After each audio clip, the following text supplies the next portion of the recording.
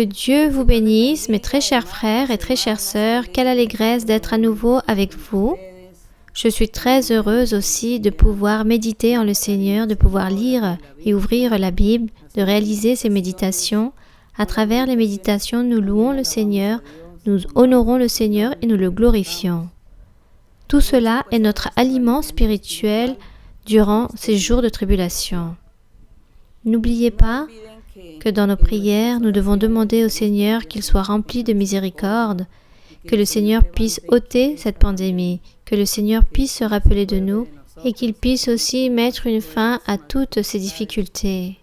Que le Seigneur puisse nous aider à continuer à réaliser toutes les choses que nous faisions avant dans notre vie, notre travail, dans toutes les choses que nous faisions avant, car réellement nous nous sentons comme si nous étions captifs, prisonniers. J'imagine que le diable doit être très content de voir cette situation que nous sommes en train de mener, mais le Seigneur est miséricordieux, il nous a fait tant de promesses si merveilleuses. Lui, il sera avec nous, il va nous aider, il va nous libérer, il va réprimander tous ces mauvais esprits, ce virus, il ôtera ce fléau. Voici ce que nous attendons du Seigneur. Lui nous donnera la victoire et le triomphe. Nous devons donc être confiants en le Seigneur, continuer à prier, toujours en train de croire qu'il est en train de nous écouter et qu'il va exaucer nos vœux, nos pétitions, nos souhaits. Et dans la journée d'aujourd'hui, nous allons donc ici méditer dans Luc, dans le chapitre 12. Dans le livre de Luc, chapitre 12, nous allons lire à partir du verset 1 jusqu'au verset 10. Car en lisant, nous allons apprendre ici les vécus de notre Seigneur Jésus-Christ lorsqu'il était en train de prêcher sur la terre, en train de prêcher avec ses disciples, avec le peuple qui l'écoutait. Et comme je l'ai toujours dit aussi, il y avait toujours à côté de lui ses ennemis, les pharisiens, toutes ces personnes qui n'ont pas voulu croire en le Seigneur, mais ces dernières étaient toujours derrière lui en train de le suivre pour pouvoir savoir dans quelle faute, quelle erreur ils pouvaient accuser le Seigneur. Mais le Seigneur enseignait tant de doctrines et c'est ça qui nous alimente aujourd'hui. C'est notre grande bénédiction. Et aussi, lorsque nous méditons, nous honorons le Seigneur en même temps. Donc, il est écrit ici dans le verset 1 du chapitre 12 de Luc, « Sur ces entrefaites, les gens s'étant rassemblés par milliers au point de se fouler les uns les autres, Jésus se mit à dire à ses disciples. Il leur dit, « Avant tout, gardez-vous du levain des pharisiens qui est l'hypocrisie. » Le Seigneur parle du levain par rapport aux pharisiens. Il dit qu'il s'agit de l'hypocrisie, car l'hypocrisie, c'est donner une apparence. C'est donner une apparence qu'on ne sent pas, qu'on ne pratique pas. Et eux, au milieu de leur hypocrisie, ils étaient en train de donner cette apparence qu'ils connaissaient beaucoup de doctrines, qu'ils connaissaient la loi de Moïse, qu'ils enseignaient le jour du sabbat, la loi au peuple. Mais eux, réellement, ils n'ont jamais accompli les lois, la parole. Ils n'accomplissaient jamais les commandements du Seigneur. Ils démontraient juste être saints, parfaits, sages et intelligents, mais dans leur cœur, il n'y avait que de la méchanceté et le péché. C'est pourquoi le Seigneur les compare au levain, qu'il s'agissait de l'hypocrisie, car le levain, il s'agit d'un élément qui fait que par exemple la farine gonfle de manière artificielle. On peut ainsi réaliser du pain, des gâteaux, avec une grande taille. En apparence, on a l'impression que le pain est très grand, mais en fait, il s'agit du levain qui l'a fait gonfler. Donc, il s'agit de quelque chose qui a été ajouté pour garnir, c'est quelque chose d'artificiel, et c'est pour cela que le Seigneur faisait une comparaison avec l'hypocrisie des pharisiens avec ce levain. Mais réellement, il ne s'agit pas de l'aliment physique que nous sommes en train de parler, mais en donnant cette comparaison de cette croissance que réalise le levain. Ainsi compare le Seigneur la doctrine, l'hypocrisie des pharisiens, tout ce qu'ils réalisaient devant le peuple en train de donner cette apparence, en train de faire croire d'être saints, d'être les chefs, les docteurs. Eux, ce qu'ils attendaient, c'est qu'on puisse les vénérer, leur rendre hommage et toujours les éloger. Et le Seigneur était donc très irrité à cause de ces pharisiens qui s'étaient inventés tant de traditions et vivaient juste des coutumes, des traditions, des rituels, mais ne vivaient pas réellement de la véritable doctrine que Dieu avait déposée dans la loi de Moïse. Donc le Seigneur, au milieu de son irritation, de sa colère, lorsqu'il dit qu'ils doivent se garder de cette hypocrisie des pharisiens, il dit « Car il n'y a rien de caché qui ne doive être découvert, ni de secret qui ne doivent être connus. C'est pourquoi tout ce que vous aurez dit dans les ténèbres sera entendu dans la lumière, et ce que vous aurez dit à l'oreille dans les chambres sera prêché sur les toits. » Ce que le Seigneur voulait leur faire comprendre, c'était que si eux, ils vivaient dans les ténèbres en train de dire quelque chose pour que personne s'en rende compte, tout allait être découvert. S'ils faisaient des choses cachées, en pensant que personne n'allait les écouter, qu'ils disaient des choses en secret, alors, en ce moment même, le Seigneur était en train de parler par rapport à sa parole, sa doctrine, que lui, il était en train d'enseigner, que tout allait être entendu dans la lumière face à toutes les personnes. Lui, il ne se cachait pas, il ne faisait pas les choses en secret, il faisait tout dans la lumière au milieu du peuple pour que tout soit écouté, même s'il était très critiqué et très persécuté par ses ennemis, en disant que lui, c'était un homme méchant, une personne qui mentait. Cependant, comme lui, il faisait tout devant tout le monde était en train de voir les miracles, les prodiges, et de ce fait, de la doctrine, personne ne pouvait rien dire contre le Seigneur. Dans le verset 4, le Seigneur dit « Je vous dis, à vous qui êtes mes amis, ne craignez pas ceux qui tuent le corps et qui après cela ne peuvent rien faire de plus. » Le Seigneur se gardait de l'hypocrisie des pharisiens, c'est pourquoi il leur dit cela, car ils ne peuvent rien faire de plus. Je vous montrerai qui vous devez craindre. Je vous montrerai donc qui vous devez craindre. Craignez celui qui après avoir tué, car nous savons parfaitement qui est celui qui donne la vie et qui la ôte. Notre Dieu donne la vie et il ôte la vie. Notre Dieu donne le bien et il donne aussi le mal. De la main de Dieu provient la vie et la mort. Tout provient de la main de Dieu selon sa volonté. Alors, il leur dit, vous devez craindre de celui qui, après avoir tué, a le pouvoir de jeter dans la géhenne. Oui, je vous le dis, c'est lui que vous devez craindre, en train de faire comprendre qu'il faut craindre Dieu. Ne vend-on pas 5 passereaux pour 2 sous, cependant aucun d'eux n'est oublié devant Dieu? Ici, il est en train de dire que même s'il s'agit de 5 petits oiseaux, il s'agit de quelque chose d'important pour Dieu, car il s'agit de sa création. Il dit que lui, il fait attention d'eux, donc raison de plus, avec les êtres humains, Dieu allait en prendre soin. C'est pourquoi il dit, et même les cheveux de votre tête sont tous comptés. Ne craignez donc point.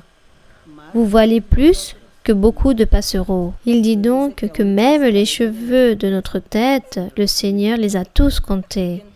C'est pourquoi il dit que tous les êtres humains sont bien plus que ces 5 petits oiseaux. Et si Dieu prenait soin de ces 5 petits passereaux, alors comment n'allait-il pas prendre soin des êtres humains? Et bien plus pour ceux qui font la volonté de Dieu, qui aiment le Seigneur et croient en lui, alors Dieu, que fait-il? Il envoie des bénédictions à toutes ces personnes. Mais aux non-croyants, aux hypocrites, aux menteurs, le Seigneur, que fait-il aussi? Il envoie le châtiment. Il envoie des difficultés à toutes ces personnes. Et le Seigneur enseigne dans le verset 8 et il dit « Je vous le dis, quiconque me confessera devant les hommes », le Seigneur ici était en train de prêcher son évangile. Il avait ses ennemis, les pharisiens, à ses pieds. Eux, ils ne croyaient pas en le Seigneur. Et le Seigneur dit « Quiconque me confessera devant les hommes, aussi le Fils de l'homme, c'est-à-dire le Seigneur lui-même, le confessera aussi devant les anges de Dieu.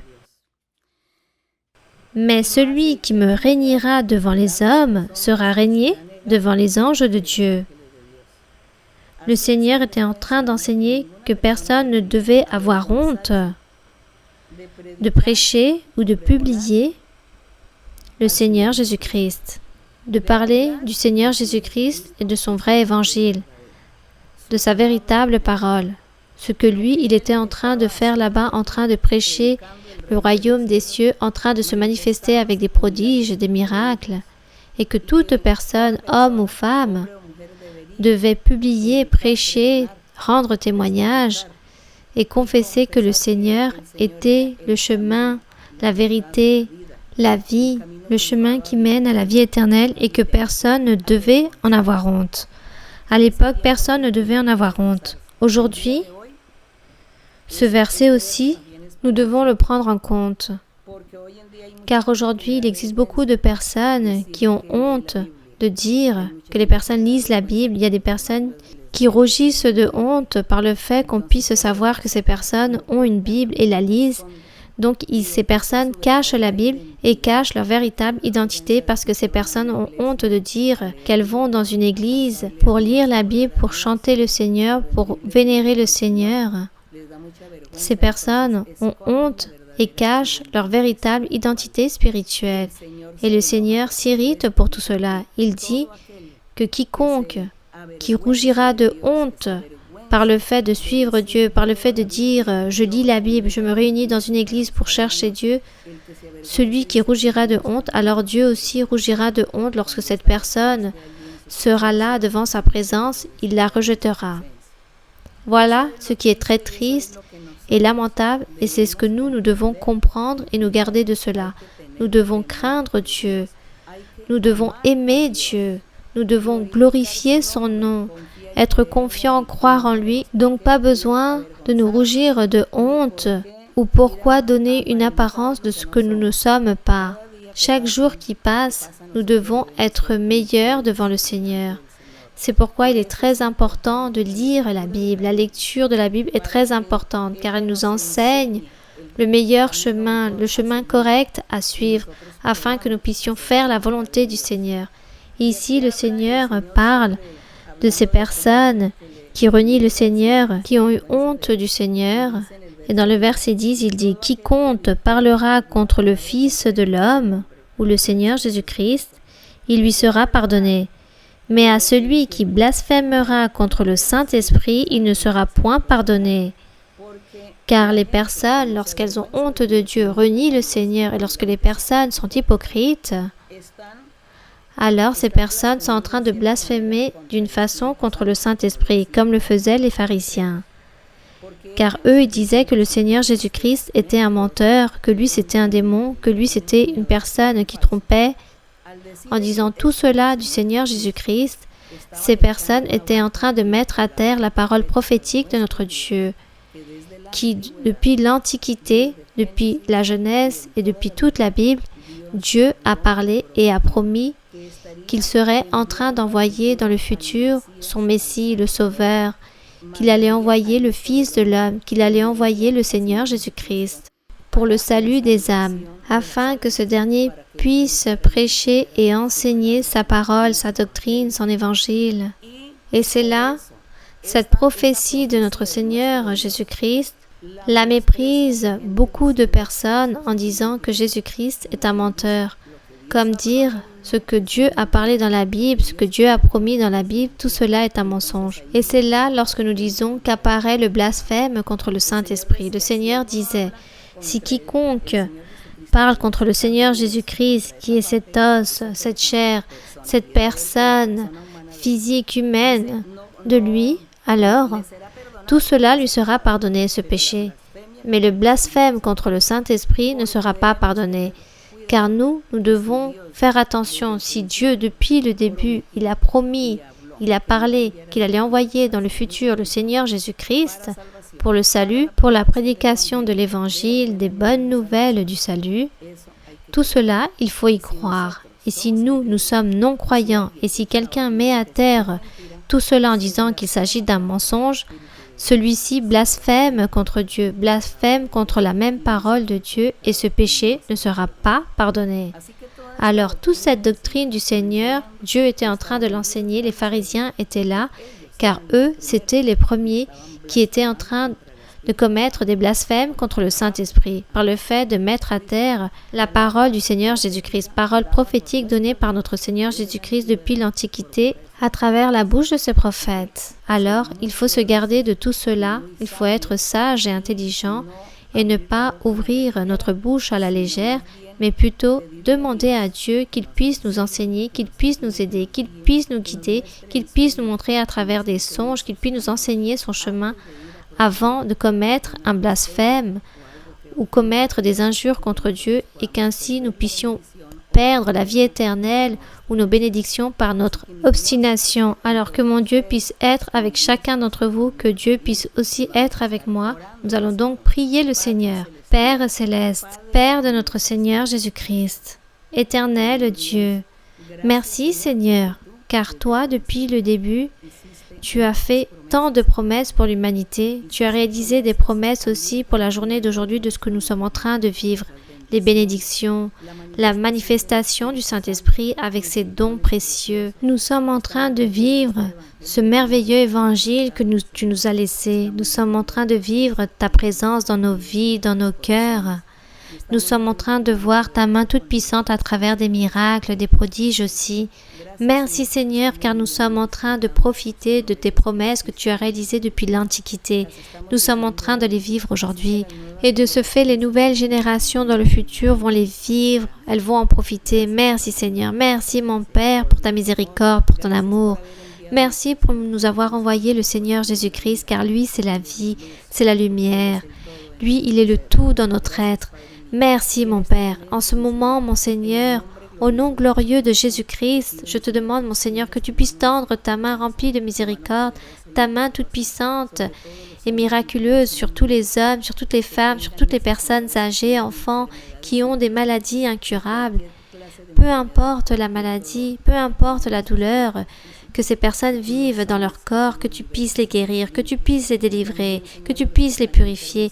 Aussi ceux qui sont malades de manière psychique ou qui sont remplis de malédictions, d'envoûtements, de sorcellerie, tous ceux qui sont perturbés par des mauvais esprits, pour toutes ces personnes qui n'arrivent pas à vivre en paix ou qui sont tourmentées dans leur vie, dans leur nuit, je te demande Seigneur que tu puisses délier toutes ces chaînes diaboliques, détruis l'œuvre de l'ennemi, donne-leur la paix, la bénédiction. Mon Père Saint, envoie ton pouvoir, ta miséricorde sur chaque personne.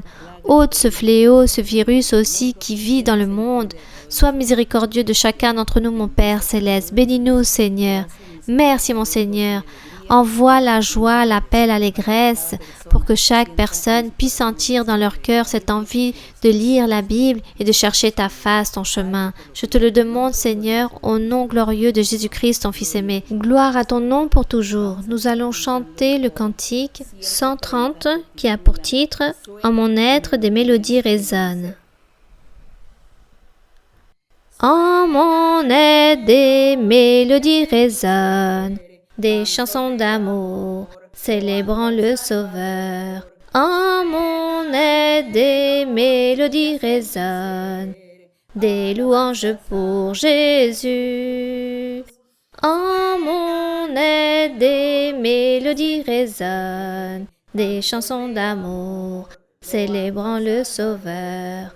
En mon aide des mélodies résonnent, des louanges pour Jésus. En mon aide des mélodies résonnent, des chansons d'amour, célébrant le Sauveur. En mon aide des mélodies résonnent, des louanges pour Jésus. Béni soit le nom de notre Seigneur, que Dieu puisse tous vous bénir. Je vous aime en le Seigneur. À très bientôt.